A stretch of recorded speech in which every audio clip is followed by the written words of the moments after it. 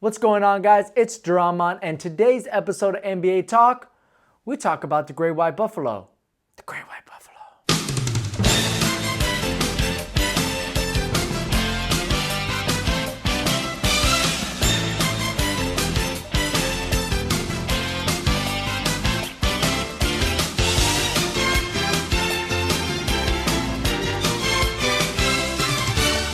Last Thursday, Kobe and LeBron played each other for the very last time, and it was a pretty entertaining game, even though the Lakers kind of got blown out of the water. LeBron had this highlight play. Bryant trying to do too much, and Smith is going to be the beneficiary with LeBron at the other end. But even this amazing play of athleticism by LeBron James, which was enhanced by the terrible pass J.R. Smith gave to LeBron, will be overshadowed by anything great Kobe Bryant does, including this nice pump fake, which was vintage Kobe Bryant. During this, and I still hold my words about this play, LeBron totally gave Kobe this bucket. I mean, I've never seen LeBron bite on a pump fake that much. In fact, he probably doesn't bite on enough pump fakes. He just doesn't contest shots like that. So Kobe, LeBron gave you that one. So even though it was an entertaining game last Thursday, it was a regular season game, man. We could talk about it, but it won't be that fun. What will be more fun is talking about what would have happened had Kobe and LeBron met in the final. Now, we could sit here and talk about every season Kobe and LeBron played at the same time and how they could have met, but in my mind, realistically, there were only about 2 or 3 years that really should have had a Kobe and LeBron finals, and that's 2009, 2010, and maybe 2011. Now, I know what you're saying. What about 2008? Yes, Kobe did make the finals in 2008 and played against the Boston Celtics, but let's face it, the Celtics were the champions that year and no one in the East was stopping them. I don't care how good they were. That was one of the best teams that I've ever seen play together. The chemistry, the fit, everything about that 08 Celtics team had champion written all over it, and they proved that anything's possible. Or, excuse me, anything's possible!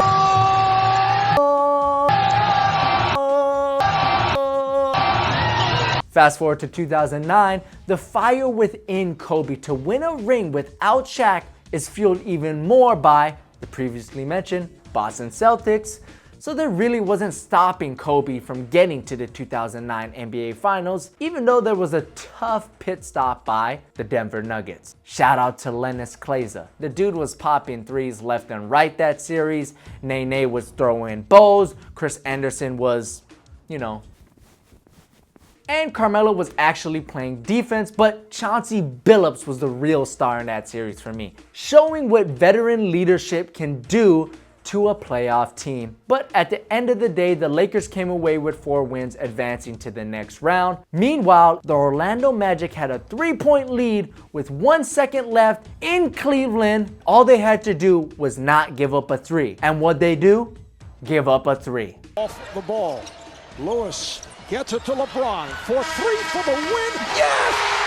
LeBron James! Now, before game 1, whether you believe it or not, I picked the Orlando Magic to beat the Cavaliers in the second round because they were just playing out of their mind. Jameer Nelson was an all-star, but then he tore his labrum, missing the all-star game. In comes replacement Skip to my Lou, aka Rafer Alston. And Dwight's doing his thing. Turkoglu's doing his thing. What was different for you tonight in terms of just setting the tone with your game in this game? Both. And that team was a team that I liked much better than what LeBron and the Cavs had. But looking back, seeing the team that LeBron took to the 2007 NBA Finals and even the 2015 NBA Finals, LeBron definitely could have won that series against the Orlando Magic, no matter how many corner threes Rashard Lewis would hit. So we blame LeBron for 2009 not being a Kobe-LeBron Finals. Fast forward to 2010. That fire that I said was fueled by the Boston Celtics in Kobe Bryant, you could say the same thing was happening with LeBron James to a lesser level. He didn't lose in the finals, but he failed to reach the promised land once again. So 2010, this was the year. The Cavaliers rolled through the regular season doing their dance and Joakim Noah getting all up in their face. Somebody's got to stop this. I mean, the Chicago bench has got to stop this. That's correct. And come playoff time, the Cavaliers were the overwhelming favorite to reach the NBA Finals. But again, here come the Boston Celtics. Now this is the part where my favorite NBA story ever comes into play, and that's Delonte West and Gloria James. Rumor has it that Delonte West was sleeping with LeBron James' mom, Gloria, and that caused an internal friction within the locker room. I mean, let's just think about this. Delonte West slept with the NBA's godsend, LeBron James' mom. That's crazy. Now, there's a couple things to note here. Why did the news of Delonte West and Gloria James come when it did? I find it hard to believe that Delonte and Gloria were doing their little thing during the Eastern Conference semifinals, so you would think that it would have to be sometime during the regular season, or at the very least, right before the playoffs. So what does that tell us? Well, it tells us that someone had this information and they withheld it for the perfect time to perfectly sabotage LeBron James and the Cavaliers. So can we really blame LeBron for not reaching the finals this year? Or should we blame that person with that information? That's for you guys to decide. Okay, let's move along to 2011. LeBron went on national TV to absolutely stab the heart of Cleveland. And for him to go on there and drag us through the mud for 7 years and stab us in the heart, he deserves everything he gets. I hope he never wins anything in Miami. The Lakers came back with what was essentially the same exact team that won the 2010 championship, but then they met the Mavericks in the Western Conference semifinals, got blown out of the water, and Andrew Bynum took it out on the smallest guy on the floor. Good job, Bynum.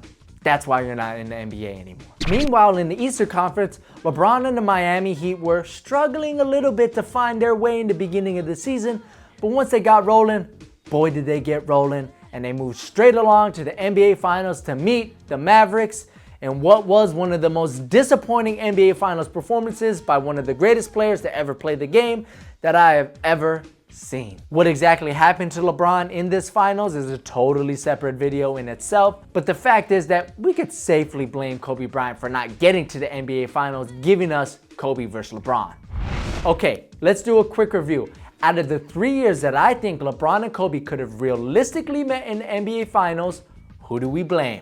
2009, LeBron. 2010, Delonte West. 2011, Kobe Bryant. So the score is pretty much even, but we're just gonna give Delonte West the win here. I mean, that's the most savage move in the NBA that I've ever heard of. As for what I think would have happened in the NBA Finals if we got a Kobe versus LeBron matchup, well, it's tough to say. If they were to meet in 2009, I think Kobe win. If they were to meet in 2010, I think LeBron might have won. If they were to meet in 2011, that one's 50-50 for me. The Heat were struggling, but the question is, are the Lakers smart enough to do what the Mavericks did to LeBron in that year's finals? I'll never know, but you know what kind of fan I am, and you know what I'm gonna say. 5 greater than 2.